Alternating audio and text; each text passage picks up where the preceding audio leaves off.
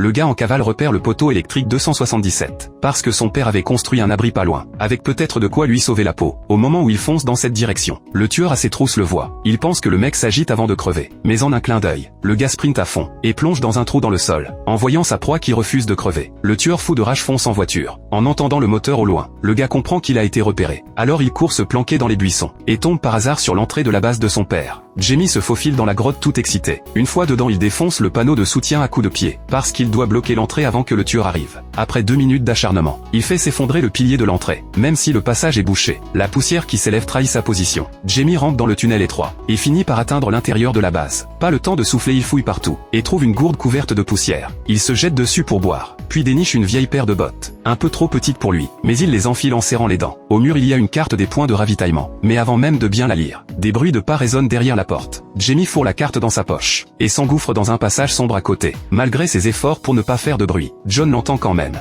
John ricane et allume un explosif.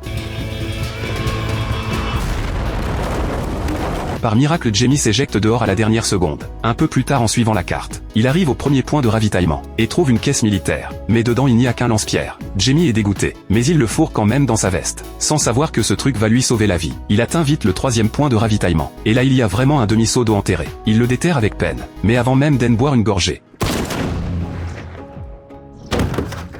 Jamie reprend sa fuite épuisé. Quand il arrive à la grotte qu'il connaît bien, le trou qui avait de l'eau est complètement à sec. Et pour couronner le tout, la température chute la nuit. Sans vêtements, il grelotte de froid. Pendant ce temps, John attend en bas de la montagne, en balayant la zone avec son projecteur. Au moment où Jamie perd tout espoir, il remarque un reflet de lune dans le trou. Il reste une flaque d'eau dans un coin. Après avoir bu, Jamie retrouve un peu d'énergie. Sous le couvert de la nuit, il se glisse derrière John, ouvre la portière du 4x4 en douce, et chope la veste sur le siège. Mais la liseuse allumée le trahit. John comprend que Jamie est passé par là. Il écrase l'accélérateur et recule à fond. Jamie n'a pas le temps d'esquiver et se fait happer sous la voiture. Par chance, le châssis est assez haut. Il sort de justesse. En voyant John foncer à nouveau sur lui, Jamie bondit et se réfugie sur la montagne. Mais John sort une pile d'explosifs, et les balance comme un malade vers Jamie. Jamie esquive tant bien que mal, et tient bon jusqu'à ce que les explosifs soient épuisés. John attrape alors son fusil de chasse.